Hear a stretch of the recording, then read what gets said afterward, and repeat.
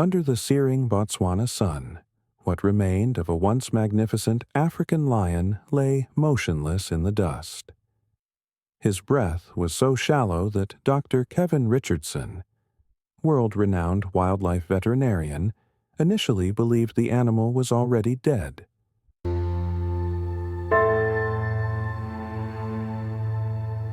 Every rib jutted out beneath a dull, matted coat.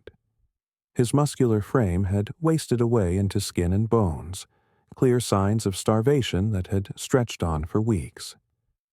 It was by pure chance that Richardson and his guide, Teboga Mole, stumbled upon the dying lion beside a dried-up watering hole during an anti-poaching patrol in the remote Kalahari. What they found defied all logic. A full-grown male, around 8 years old, lay alone, too weak even to lift his mighty head. In 30 years of wildlife work, Richardson would later tell reporters, I'd never seen a lion in this condition still clinging to life. His eyes were sunken deep into his skull. His once golden mane now a filthy, tangled shadow of its former glory. Open sores covered his frail body, likely from lying motionless for days, and his breathing was ragged, uneven. Richardson knelt beside the lion, expecting fear, maybe aggression. But what happened next stopped him cold. The lion slowly turned his head and locked eyes with the man.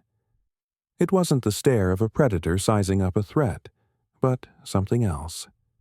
A quiet, pleading gaze. A flicker of recognition, as though he understood that help had arrived. It was like he was asking me to save him, Richardson recalled later. I've worked with hundreds of big cats, but I've never seen that level of awareness in their eyes. It was human. The situation was critical. The lion was severely dehydrated, his gums pale and dry. His body temperature had plummeted, despite the desert heat. Worse yet, his hind legs appeared paralyzed, possibly the reason he could no longer hunt or reach water. The textbook solution was clear: euthanize the suffering animal. But Kevin couldn't do it. Every part of my veterinary training told me this lion was beyond saving, he admitted. But something in his eyes, some unbreakable will to live, made me believe he deserved a fighting chance. As the light faded over the desert, Richardson sprang into action. He inserted an IV line for emergency fluids. The lion didn't flinch. He simply lay still, trusting. Painkillers, antibiotics, electrolytes. Richardson administered everything he had. Meanwhile, Mole radioed for an emergency helicopter evacuation over 200 miles away. As night fell and temperatures dropped, Richardson made a choice few would dare. He stayed. He wrapped the lion in emergency blankets and used his own body as a shield against the desert winds. He spent the entire night beside the dying predator, checking vitals, adjusting fluids, whispering softly. All night long, the lion's eyes never left his face. Every time Richardson moved, the lion responded, not with growls or fear, but with soft, almost grateful sounds. Not the roar of a wild beast, but the gentle rumbling purr of something closer to a house cat. It was surreal, Richardson later said. There I was, alone in the desert with a dying lion, and instead of fear, he gave me trust. At dawn, the helicopter arrived. The rescue was risky. Richardson had to sedate the lion mid-transport while keeping the IV drip flowing throughout the turbulent flight. When Dr. Sarah Till Hagel, head veterinarian at Mount Animal Hospital, received the emergency call, she was skeptical. "Kevin, we're talking about a full-grown male lion who's been starving for weeks," she said. "Even if we save him, he'll never return to the wild. He can't hunt. He can't survive." But the moment she saw the lion, barely alive but stable, her instincts kicked in. This animal had chosen to live, and now it was up to them to help him do just that. What happened next astonished everyone. Despite the pain, the trauma, and the strangeness of being surrounded by unfamiliar humans, the lion showed no aggression, no fear, no instinctive resistance. It was completely contrary to everything we know about wild lion behavior, noted Dr. Sarah Tilhagel in her report. He allowed us to move him onto the surgical table, accepted an oxygen mask, and remained calm throughout the entire examination. It was as if he knew we were trying to save his life. Scans revealed the grim truth. The lion had suffered a severe spinal injury, likely from a fall or a brutal attack by another lion, leaving his hindquarters completely paralyzed. Weeks without the ability to hunt had pushed his body into the depths of malnutrition. His organs were failing. His chances of survival? Less than 10%. The surgery to stabilize his spine lasted 8 grueling hours. And through it all, Kevin Richardson stayed by his side, never leaving the room.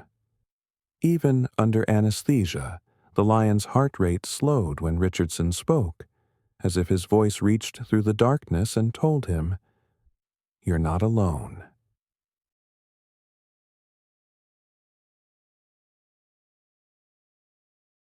When the lion finally opened his eyes, groggy and dazed, they immediately locked onto Richardson.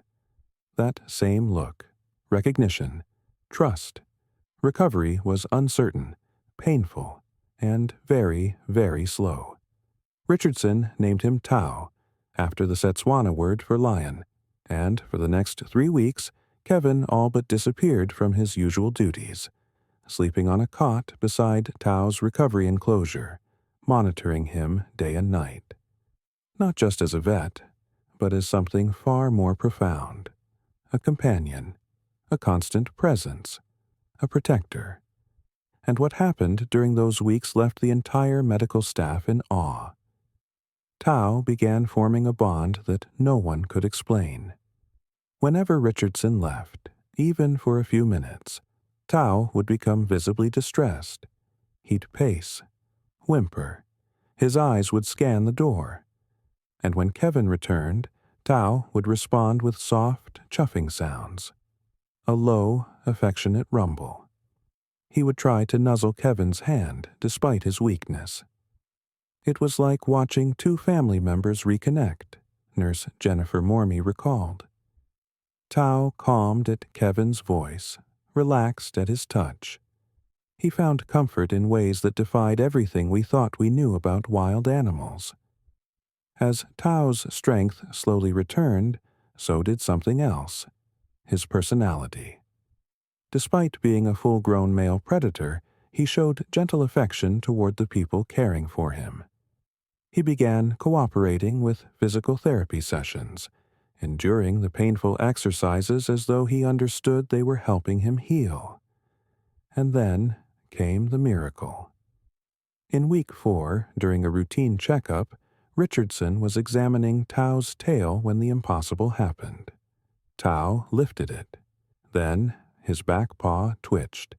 It wasn't a spasm. It was movement, controlled, intentional. The lion who had arrived paralyzed in the desert was regaining feeling in his legs. Dr. Tilhagel called it medically inexplicable. Spinal trauma of that severity almost always leads to permanent paralysis. But somehow, between Tao's unbreakable will to survive and the emotional support he received from Richardson, he was beating the odds. And the world noticed. Footage of Tao's first attempt to stand, wobbly, uncertain, but determined, was posted online. Within hours it had gone viral. Millions of views, tears in comment sections, messages of hope, and donations began flooding in from around the world. 6 months after being found on the brink of death, Tao was walking again, then running, then roaring. Veterinary experts called his recovery a medical impossibility. But Tao had done it. The lion who once lay dying in the Kalahari now stood tall, powerful, and alive. But his story wasn't over. Knowing Tao could never return to the wild, Richardson designed a specialized sanctuary at his research facility, custom-built for a lion with unique needs. The plan was simple: give Tao a peaceful retirement, safety, comfort, a second chance. But Tao had other plans. One warm October morning, Richardson entered the enclosure for their usual session. Tao approached quietly, slowly. Then, he did something that left Kevin frozen in place. The lion gently took Richardson's wrist into his massive jaws, not to harm, but to guide, like a mother lion carrying her cub. And then, with deliberate steps, Tao began walking toward the gate of his enclosure. He didn't want to escape. He wanted to go somewhere, with Kevin. Where? No one yet knew. But one thing was clear. This was no longer just a rescue story. It was the beginning of something far deeper. At the gate, Tao stopped. He released Richardson's wrist and sat down, his golden eyes locked with Kevin's, calm, steady, almost pleading. "Trust me," the look seemed to say. In that moment, Kevin Richardson did something no wildlife expert ever would. He opened the gate. What followed was broadcast live around the world, captured by security cameras, drones, and news crews alike. A full-grown lion, walking freely beside a man. No chains, no tranquilizers, just trust. Tao didn't run. He didn't roar. He walked, calm, deliberate, with Richardson at his side, as if leading him somewhere. And every few hundred feet, he'd pause, turn his massive head, and make sure Kevin was still behind him. They walked nearly 2 miles through the African bush as helicopters hovered overhead and millions watched with breath held. And then the destination came into view. A small pride of lionesses with cubs, thin, weary, starving. Richardson froze. He recognized them immediately. It was the same pride he had been monitoring during his anti-poaching patrols, the same region where Tao had collapsed, dying alone, months before. And now, Tao had brought him back. What happened next would rewrite everything we thought we knew about animal behavior. Tao approached the lionesses, not with dominance or aggression, but with gentleness.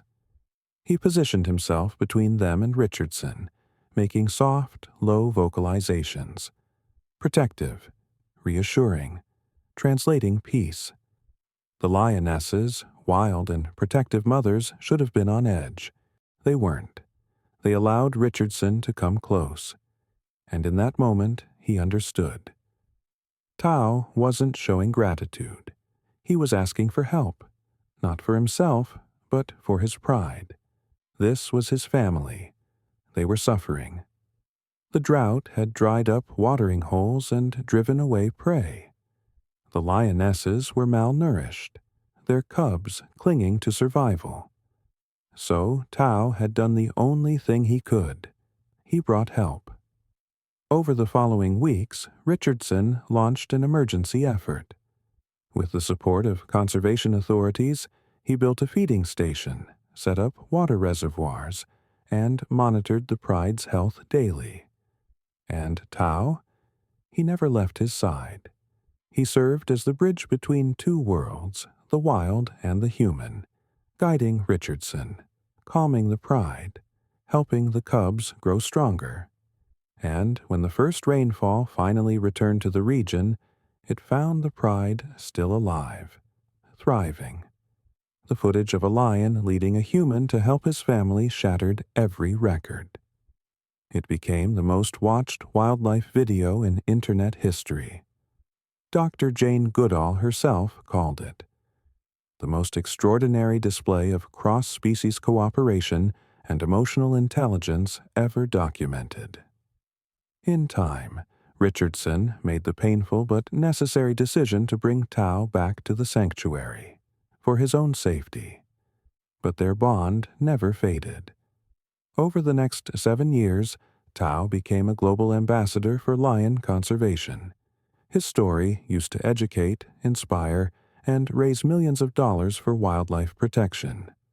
And when his time finally came in 2019, Tao didn't die in pain or alone. He passed away peacefully with Kevin Richardson, his friend, his rescuer, his brother, resting beside him, hand on his mane, whispering gently, the same way he had whispered to him the day they first met, in the desert. Tao's legacy lives on in conservation programs across Africa.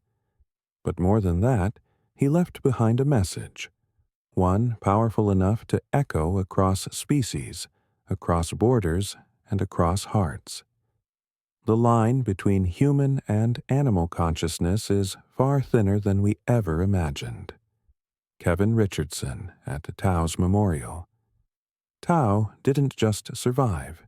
He chose to use his second chance to save others. That's not just a lion's story. That's a lesson any human would be proud to learn.